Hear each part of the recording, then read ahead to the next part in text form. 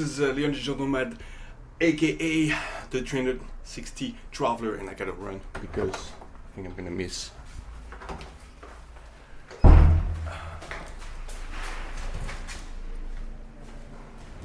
The red light.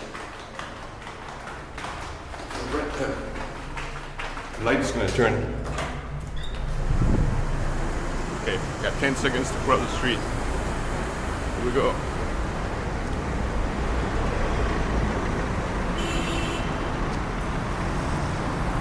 Alright.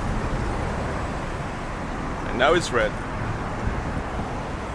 But it was not red when I crossed, I can tell you.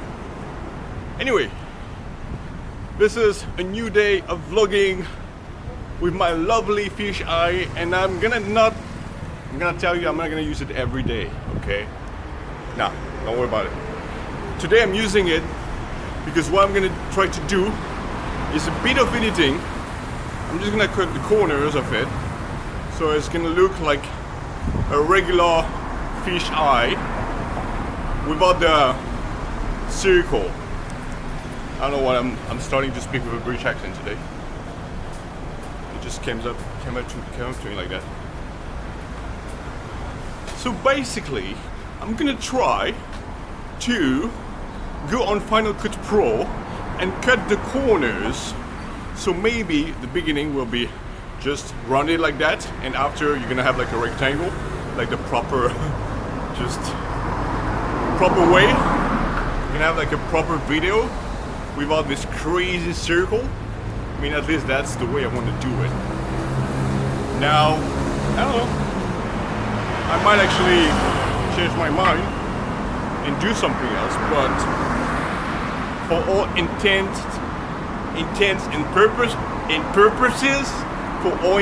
purposes, this is basically what I intend to do now. And there was a repetition here. Let's try again. For all intents and purposes, this is pretty much a good idea. Do I even know the meaning of? Okay, so let's get back to what I want to talk about today.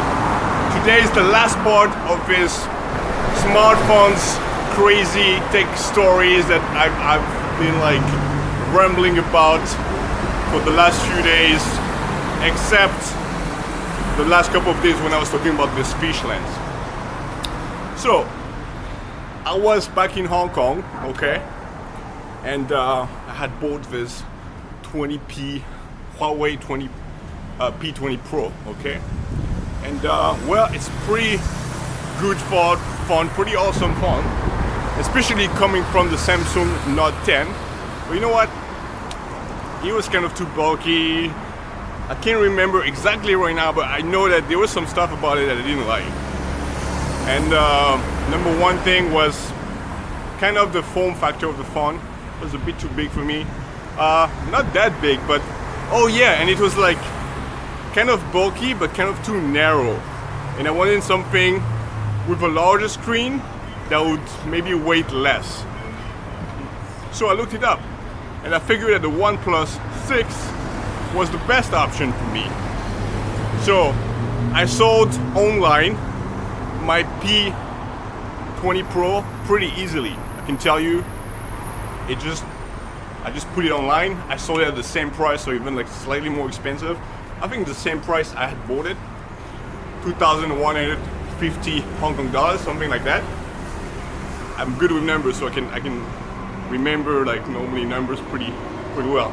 Apart from phone numbers, apart from my grading in glasses, that's a bit tricky.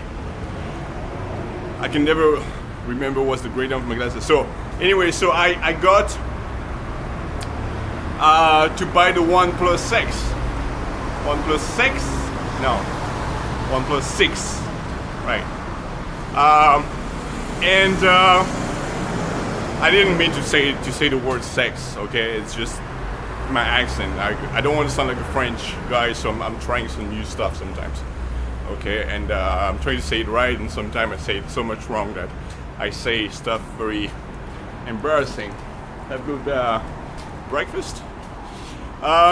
So yeah, I got the OnePlus 6, and I can tell you that I got it for about 2,000 Hong Kong dollars, which is about 300 US. I think at the time, over 1 year ago, it was a pretty good price. And well, I was so happy with it. I was so happy with the form factor, for example, because it was a light motherfucker. I can tell you, I could just like handle it like that, and it had a beautiful screen. I love the quality of the pictures, just insane quality. Basically, actually, the Huawei P20 Pro had almost better quality. At some levels, it had better quality. It had better quality when it came to night pictures.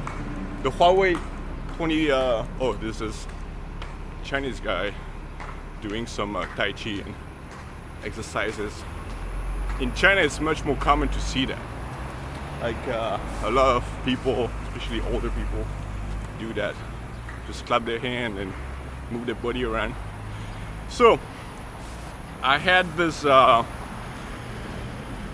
don't know, I had the feeling that the night pictures, yeah, on the P20 Pro were like just too good to be true. And so it was a downgrade when I got the Oneplus 6, okay? But never mind.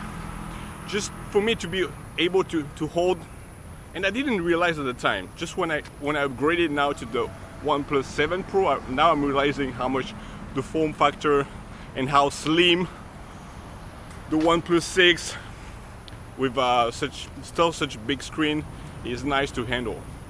So the Oneplus 6 was really like a great phone to use, and I've been using it for over 1 year, since May or June of last year until now, and I had like really no complaints about it, apart from the fact that, well, there's something very important for me. It's pictures, right? So I want to do a lot of pictures, and like I was saying, the Huawei has more contrasted pictures, which is good for me.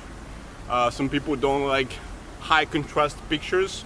They're like transformed by the AI of the smartphone. They are a bit darker than usual pictures from other manufacturers, like Samsung and so on, or like OnePlus. But the Huawei, I like the style of the pictures. So the OnePlus, the pictures were not just not like as good when it comes to my personal preferences of like high contrast and a bit modified. And the night pictures on the OnePlus were okay. Actually, I almost never used the night mode because it's a bit of a pain to get there in the settings.